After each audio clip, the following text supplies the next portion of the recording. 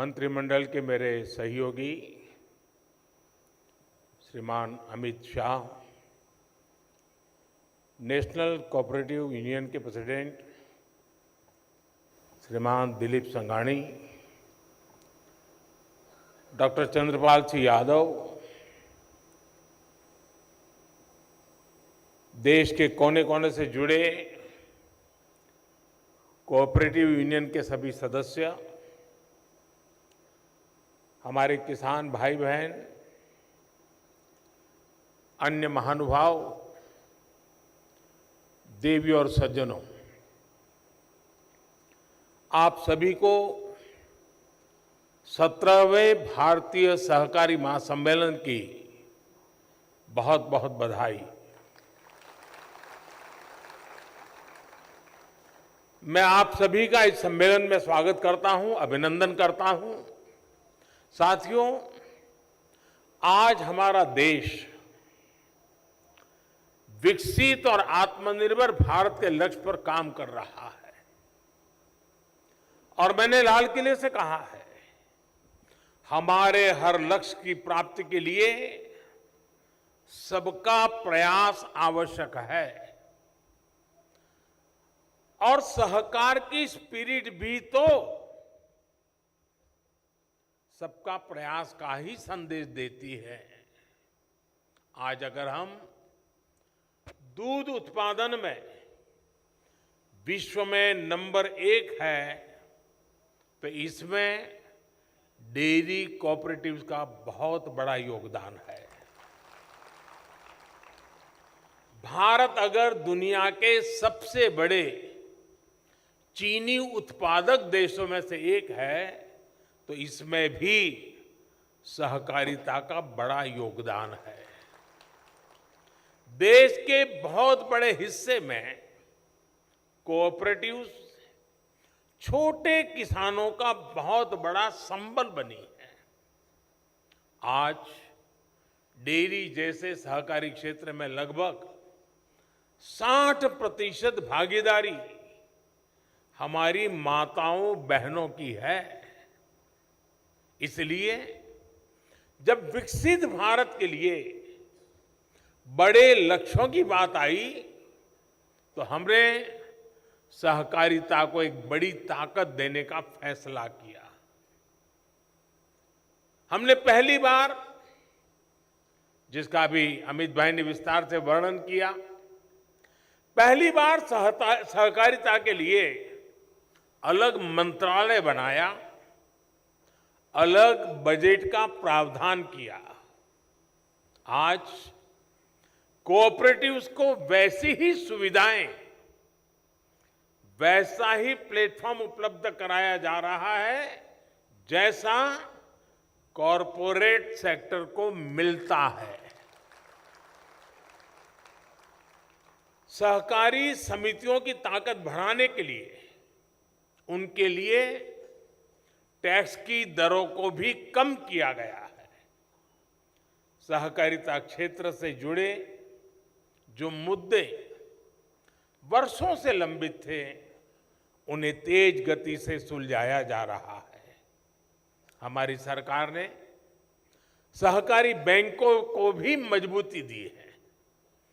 सहकारी बैंकों को नई ब्रांच खोलनी हो, लोगों के घर पहुंचकर बैंकिंग सेवा देनी हो, इसके लिए नियमों को आसान बनाया गया है। साथियों, इस कार्यक्रम से इतनी बड़ी संख्या में हमारे किसान भाई बहन जुड़े हैं। बीते 9 वर्षों में जो नीतियां बदली हैं, निर्णय लिए गए हैं, उनसे क्या बदलाव आया है, ये आप अनुभव कर रहे हैं। आप याद कीजिए, 2014 से पहले अक्सर किसानों की मांग क्या होती थी? किसान कहते थे कि उन्हें सरकार की मदद बहुत कम मिलती है और जो थोड़ी सी मदद भी मिलती थी, वो बिचौलियों के खाते में जाती थी। सरकारी योजनाओं के लाभ से देश के छोटे और मझले किसान वंचित ही रहते थे। पिछले 9 वर्षों में ये स्थिति बिल्कुल बदल गई है।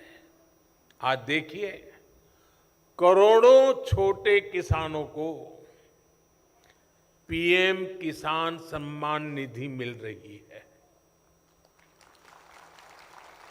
और कोई बिचौलिया नहीं, कोई फर्जी लाभार्थी नहीं।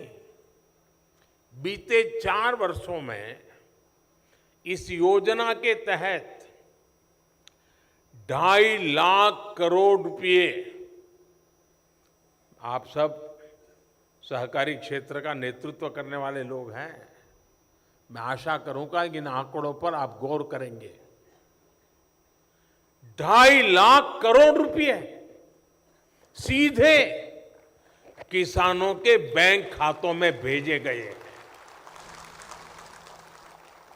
ये कितनी बड़ी रकम है, इसका अंदाजा आप एक और आंकड़े से अगर मैं तुलना करूंगा तो आप आसानी से लगा सकेंगे। 2014 से पहले के 5 वर्षों के कुल कृषि बजट ही मिला दें, 5 साल का एग्रीकल्चर बजट, तो वो 90,000 करोड़ रुपए से कम था।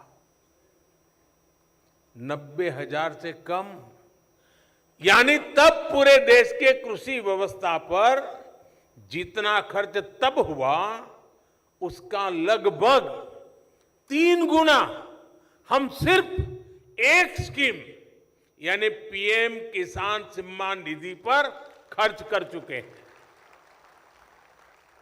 साथियों, दुनिया में निरंतर महंगी होती खादों, केमिकल्स का बोझ किसानों पर ना पड़े, इसकी भी गारंटी, और ये मोदी की गारंटी है, केंद्र की भाजपा सरकार ने आपको दी है। आज किसान को यूरिया बैग, एक बैग का करीब करीब 270 रुपये से भी कम कीमत पर यूरिया की बैग मिल रही है। यही बैग बांग्लादेश में 720 रुपये में, पाकिस्तान में 800 रुपये में, चीन में 2100 रुपये में, और भाइयों बहनों, अमेरिका जैसे विकसित देश में इतना ही यूरिया 3,000 रुपये से अधिक में किसानों को मिल रहा है। मुझे नहीं लगता है कि आपके गले बात उतर रही है।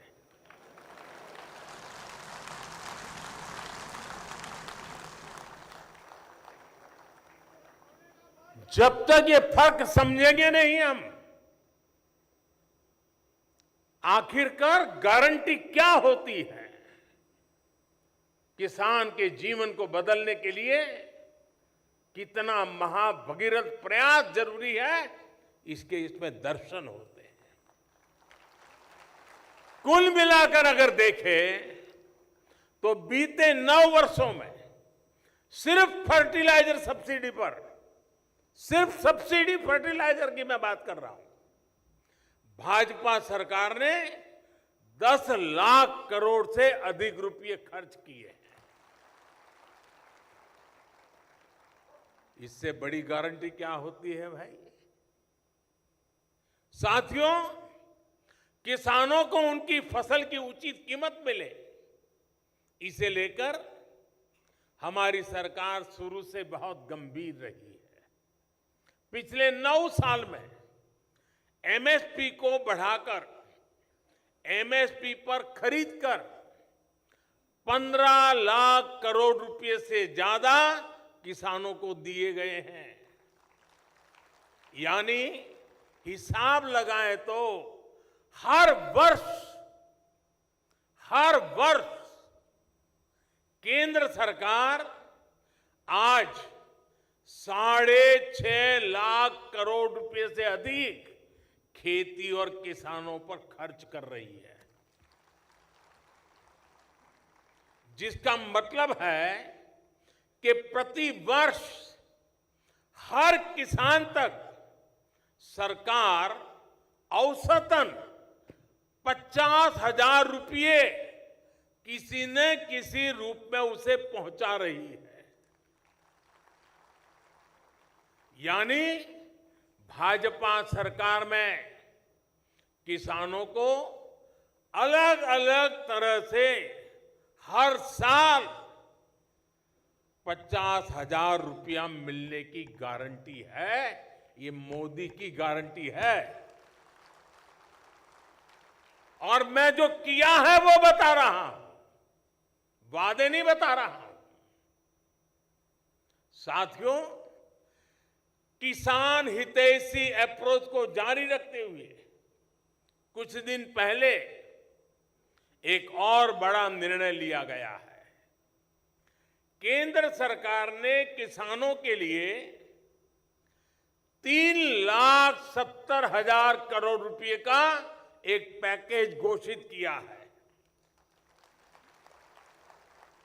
यही नहीं, गन्ना किसानों के लिए भी उचित और लाभकारी मूल्य अब रिकॉर्ड 315 रुपये प्रति क्विंटल कर दिया गया है। इससे 5 करोड़ से अधिक गन्ना किसानों को और चीनी मिलों में काम करने वाले लाखों श्रमिकों को सीधा लाभ होगा। साथियों, अमृत काल में देश के गांव, देश के किसान के सामर्थ्य को बढ़ाने के लिए अब देश के कोऑपरेटिव सेक्टर की भूमिका बहुत बड़ी होने वाली है। सरकार और सहकार मिलकर विकसित भारत, आत्मनिर्भर भारत के संकल्प को डबल मजबूती देंगे। आप देखिए, सरकार ने डिजिटल इंडिया से पारदर्शिता को बढ़ाया, सीधा लाभ हर लाभार्थी तक पहुंचाया। आज देश का गरीब से गरीब व्यक्ति भी मानता है कि ऊपरी स्तर से भ्रष्टाचार और भाई भतीजावाद अब खत्म हो गया। अब जब सहकारिता को इतना बढ़ावा दिया जा रहा है तो ये आवश्यक है कि सामान्य जन, हमारा किसान, हमारा पशुपालक भी रोजमर्रा की जिंदगी में इन बातों को अनुभव करे और वो भी यही बात कहे। ये आवश्यक है कि सहकारी सेक्टर पारदर्शिता का, करप्शन रहित गवर्नेंस का मॉडल बने। देश के सामान्य नागरिक का कोऑपरेटिव पर भरोसा और अधिक मजबूत हो। इसके लिए आवश्यक है कि जितना संभव हो डिजिटल व्यवस्था को सहकारिता में बढ़ावा मिले। कैश लेन देन पर निर्भरता को हमें खत्म करना है। इसके लिए अगर आप अभियान चलाकर प्रयास करेंगे और आप सब सहकारी क्षेत्र के लोग, मैंने आपका एक बहुत बड़ा काम कर दिया है, मंत्रालय बना दिया। अब आप मेरा एक बड़ा काम कर दीजिए, डिजिटल की तरफ जाना, कैशलेस, पूरा ट्रांसपेरेंसी। अगर हम सब मिलकर के प्रयास करेंगे तो जरूर तेजी से सफलता मिलेगी। आज भारत की पहचान दुनिया में अपनी डिजिटल लेन देन के लिए होती है। ऐसे में सहकारी समितियां, सहकारी बैंकों को भी इसमें अब अग्रणी रहना होगा। इससे ट्रांसपेरेंसी के साथ साथ मार्केट में आपकी एफिशिएंसी भी बढ़ेगी और बेहतर प्रतिस्पर्धा भी संभव हो सकेगी। साथियों, प्राथमिक स्तर की सबसे अहम सहकारी समिति यानी पैक्स अब पारदर्शिता और आधुनिकता का मॉडल बनेगी। मुझे बताया गया है कि अभी तक 60,000 से ज्यादा पैक्स का कंप्यूटराइजेशन हो चुका है और इसके लिए मैं आपको बधाई देता हूं। लेकिन बहुत आवश्यक है कि सहकारी समितियां भी अपना काम और बेहतर करें, टेक्नोलॉजी के प्रयोग पर बल दें। जब हर स्तर की सहकारी समितियां कोर बैंकिंग जैसी व्यवस्था अपनाएंगी, जब सदस्य ऑनलाइन ट्रांजैक्शन को 100% स्वीकार करेंगे, तो इसका देश को बहुत बड़ा लाभ होगा। साथियों, आज आप ये भी देख रहे हैं कि भारत का निर्यात, एक्सपोर्ट लगातार नए रिकॉर्ड बना रहा है। मेक इन इंडिया की चर्चा भी आज पूरी दुनिया में हो रही है। ऐसे में आज सरकार का प्रयास है कि सहकारिता भी इस क्षेत्र में अपना योगदान बढ़ाए। इसी उद्देश्य के साथ आज हम मैन्युफैक्चरिंग से जुड़ी सहकारी समितियों को विशेष रूप से प्रोत्साहित कर रहे हैं। उनके लिए टैक्स को भी अब बहुत कम किया गया है। सहकारिता सेक्टर निर्यात बढ़ाने में भी बड़ी भूमिका निभा रहा है। डेयरी सेक्टर में हमारे कोऑपरेटिव बहुत शानदार काम कर रहे हैं। मिल्क पाउडर, बटर और घी आज बड़ी मात्रा में एक्सपोर्ट हो रहा है। अब तो शायद हनी में भी प्रवेश कर रहे हैं। हमारे गांव देहात में सामर्थ्य की कमी नहीं है, बल्कि संकल्पबद्ध होकर हमें आगे बढ़ना है। आज आप देखिए, भारत के मोटे अनाज, मिलेट्स, मोटे अनाज जिसकी पहचान दुनिया में बन गई है, श्री अन्न, ये श्री अन्न लेकर के उसकी भी चर्चा बहुत बढ़ रही है। इसके लिए विश्व में एक नया बाजार तैयार हो रहा है। और मैं तो अभी अमेरिका गया था, तो राष्ट्रपति जी ने जो भोज रखा था उसमें भी ये मोटे अनाज को श्री अन्न की वैरायटी रखी थी। भारत सरकार की पहल के कारण पूरी दुनिया में इस वर्ष को इंटरनेशनल मिलेट्स ईयर के रूप में मनाया जा रहा है। क्या आप जैसे सहकारिता के साथी देश के श्री अन्न को विश्व बाजार तक पहुंचाने के लिए प्रयास नहीं कर सकते? और इससे छोटे किसानों को आय का एक बड़ा साधन मिल जाएगा। इससे पोषक खान पान की एक नई परंपरा शुरू होगी। आप जरूर इस दिशा में प्रयास कीजिए और सरकार के प्रयासों को आगे बढ़ाइए। साथियों, बीते वर्षों में हमने दिखाया है कि जब इच्छा शक्ति हो तो बड़ी से बड़ी चुनौती को भी चुनौती दी जा सकती है। जैसे मैं आपसे गन्ना कोऑपरेटिव्स की बात करूंगा। एक समय था जब किसानों को गन्ने की कीमत भी कम मिलती थी और पैसा भी कई कई सालों तक फंसा रहता था। गन्ने का उत्पादन ज्यादा हो जाए तो भी किसान दिक्कत में, और गन्ने का उत्पादन कम हो तो भी किसान की परेशानी बढ़ती थी। ऐसे में गन्ना किसानों का कोऑपरेटिव्स पर भरोसा ही समाप्त हो रहा था। हमने इस समस्या के स्थायी समाधान पर फोकस किया। हमने गन्ना किसानों के पुराने भुगतान को चुकाने के लिए चीनी मिलों को 20,000 करोड़ रुपए का पैकेज दिया। हमने गन्ने से इथेनॉल बनाने और पेट्रोल में इथेनॉल की ब्लेंडिंग पर जोर दिया। आप कल्पना कर सकते हैं, बीते 9 साल में 70,000 करोड़ रुपए का इथेनॉल चीनी मिलों से खरीदा गया है। 70,000। इससे चीनी मिलों को, गन्ना किसानों को समय पर भुगतान करने में मदद मिली है। पहले गन्ने के ज्यादा दाम देने वाले पर जो टैक्स लगा करता था, उसे भी हमारी सरकार ने खत्म कर दिया है। टैक्स से जुड़ी जो दशकों पुरानी समस्याएं थी, उसे भी हमने सुलझाया है।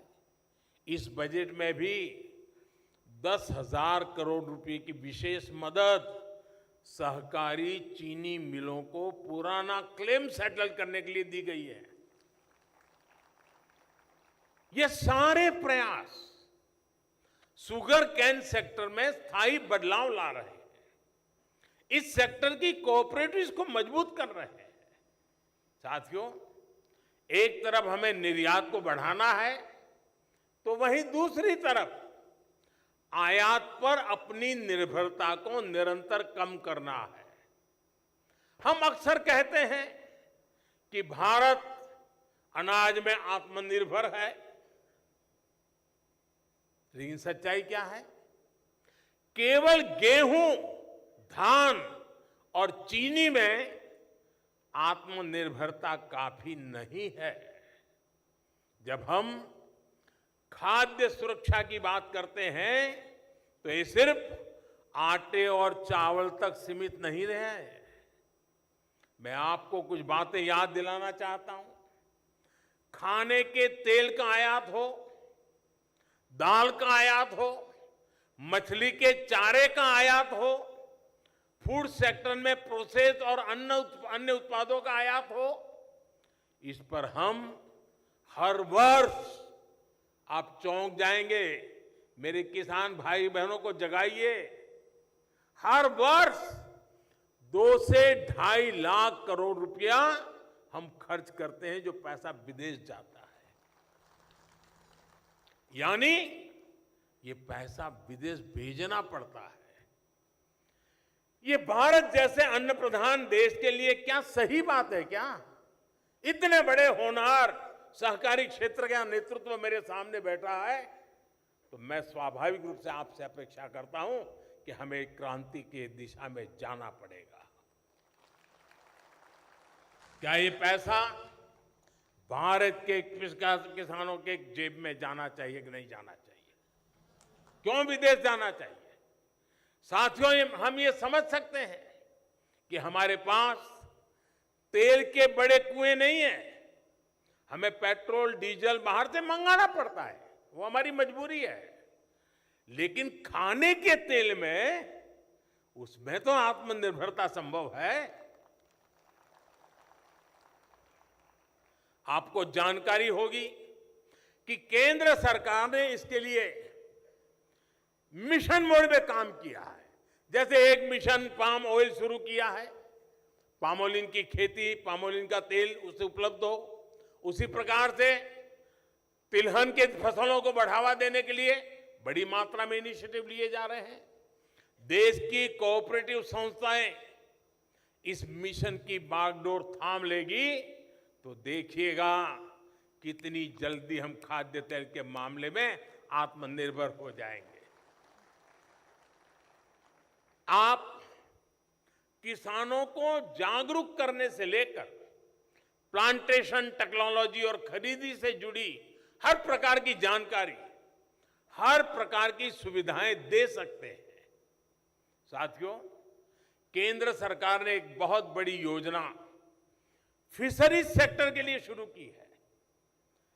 पीएम मत्स्य संपदा योजना से आज मछली के उत्पादन में बहुत प्रगति हो रही है। देश भर में जहां भी नदियां हैं, छोटे तालाब है, इस योजना से ग्रामीणों को, किसानों को आय का अतिरिक्त साधन मिल रहा है। इसमें लोकल स्तर पर फीड उत्पादन के लिए भी सहायता दी जा रही है।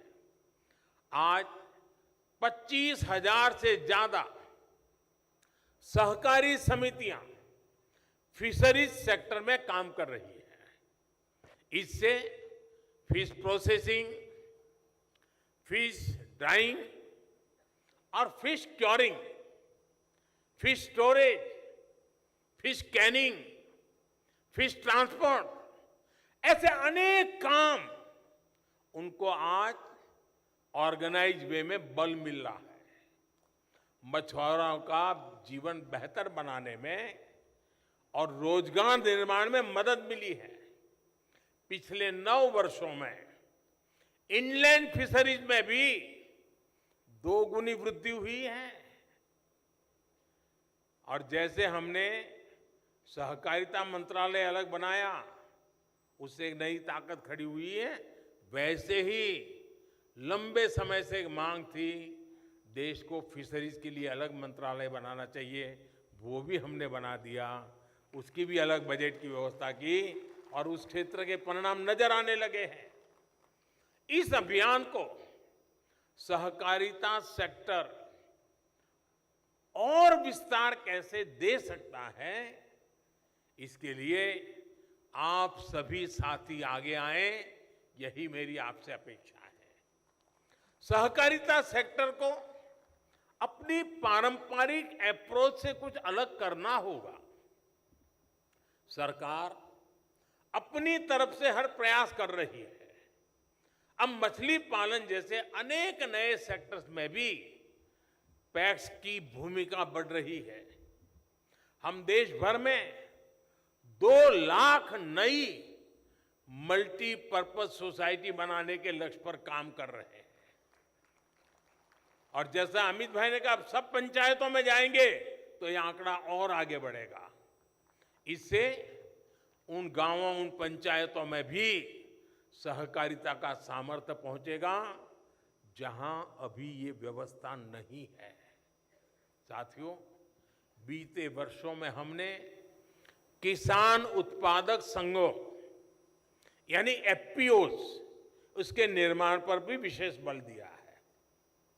अभी देश भर में 10,000 नए एफपीओस के निर्माण पर काम चल रहा है और इसमें से करीब 5,000 बन भी चुके हैं। ये एफपीओ छोटे किसानों को बड़ी ताकत देने वाले हैं। ये छोटे किसानों को मार्केट में बड़ी फोर्स बनाने के माध्यम है।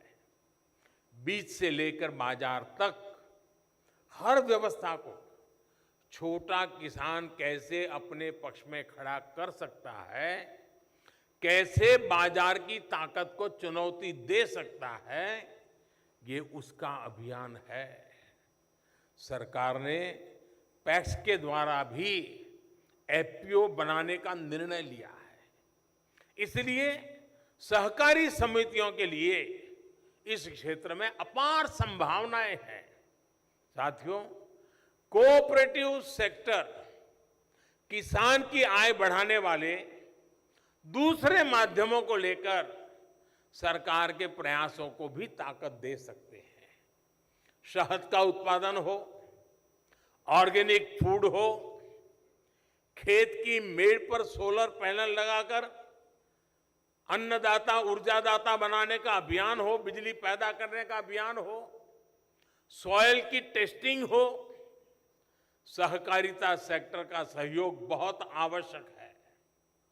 साथियों, आज केमिकल मुक्त खेती, नेचुरल फार्मिंग सरकार की प्राथमिकता है और मैं भी दिल्ली की उन 2 बेटियों को बधाई देता हूं कि उन्होंने अपने दिल को झकझोर दिया। धरती मां पुकार पुकार करके कह रही है कि मुझे मत मारो। बहुत उत्तम तरीके से नाट्य मंचन के द्वारा उन्होंने हमें जगाने का प्रयास किया है।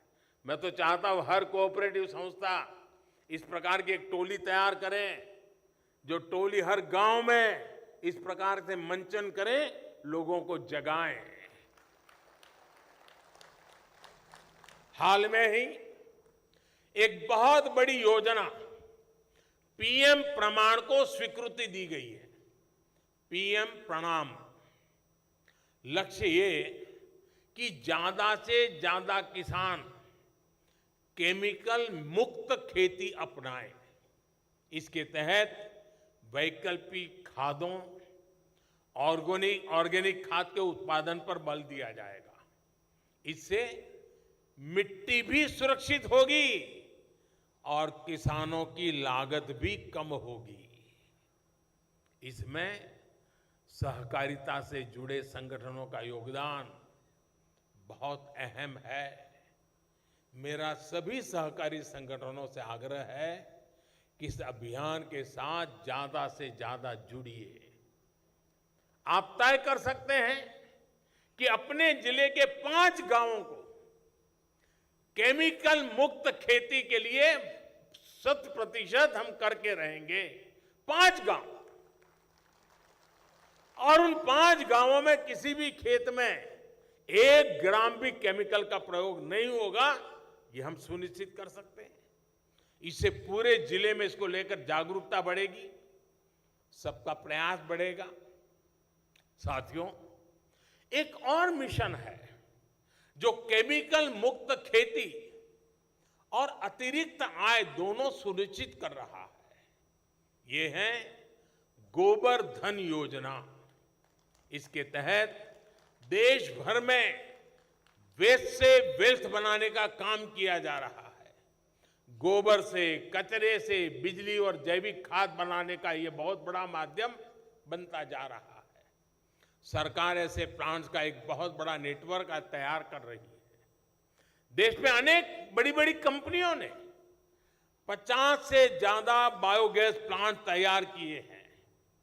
गोवर्धन प्लांट्स के लिए सहकारी समितियों को भी आगे आने की आवश्यकता है।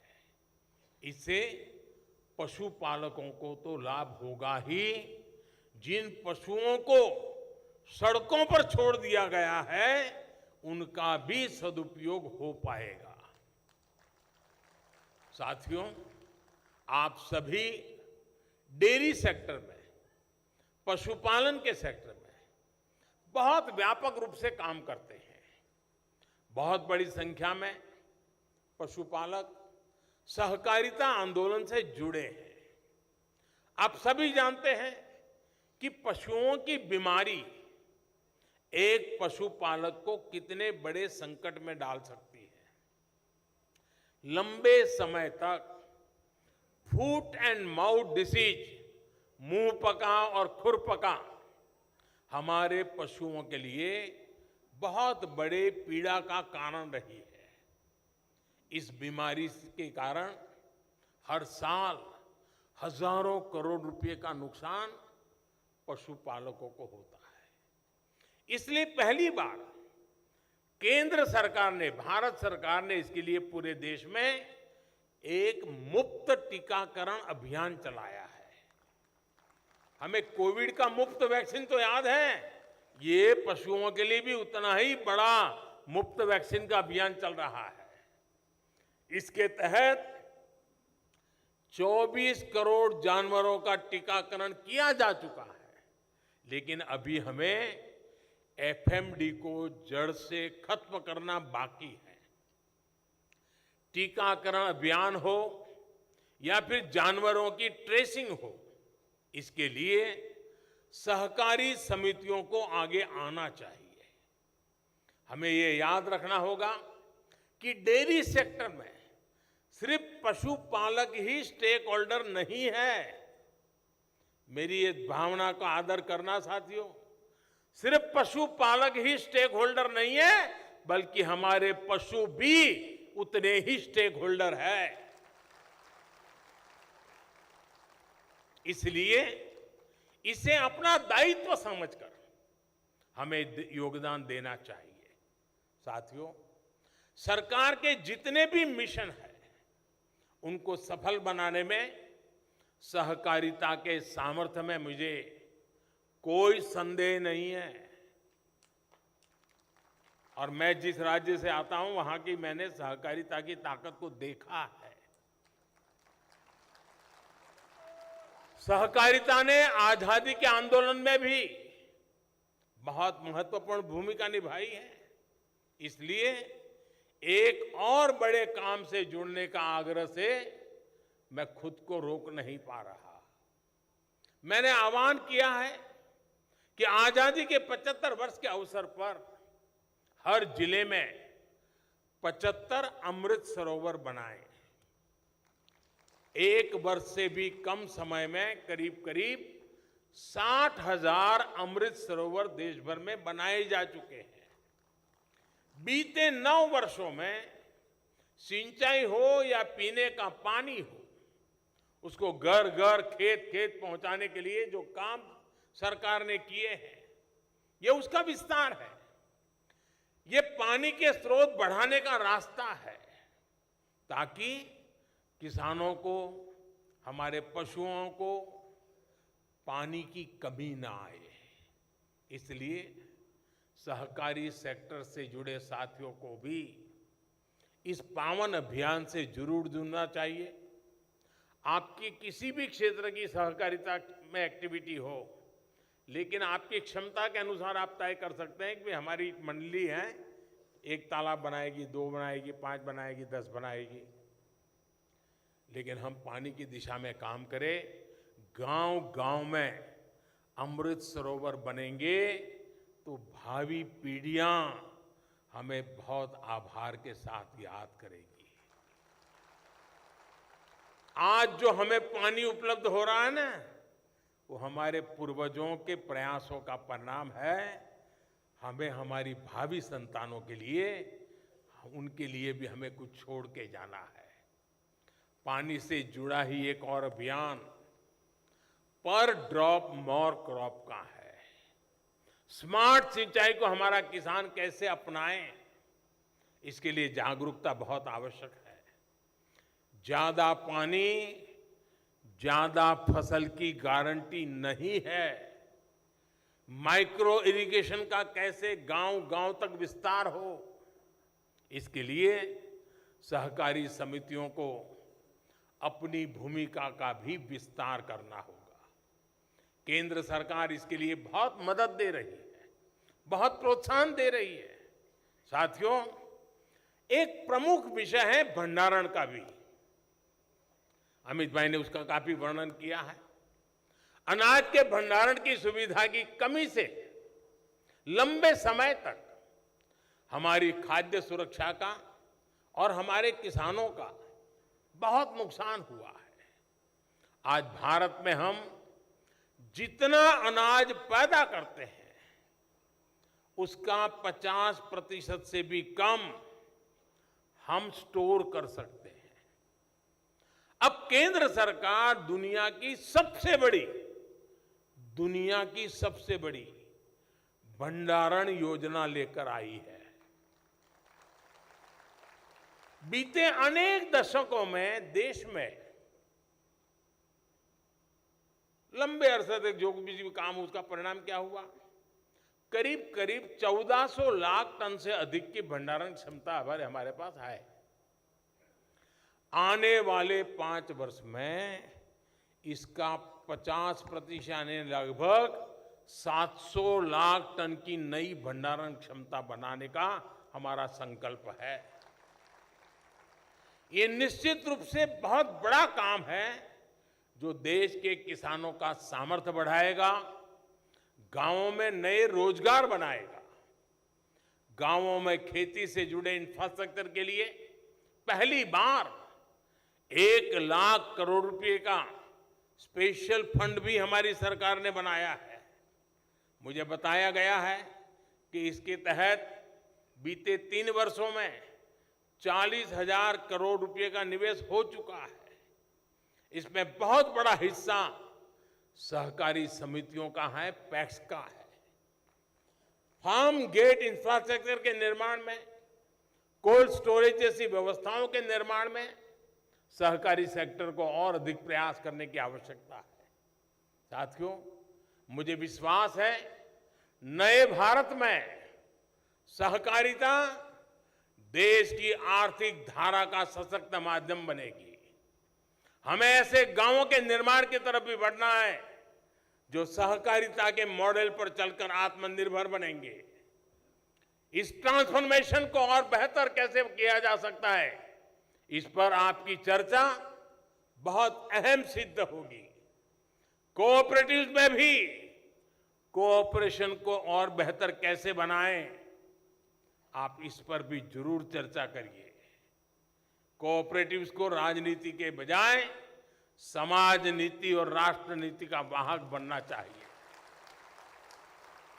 मुझे विश्वास है आपके सुझाव देश में सहकार आंदोलन को और मजबूती देंगे, विकसित भारत के लक्ष्य की प्राप्ति में मदद करेंगे।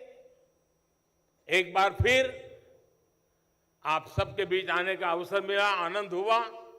मेरी तरफ से भी आपको बहुत बहुत शुभकामनाएं देता हूं। धन्यवाद।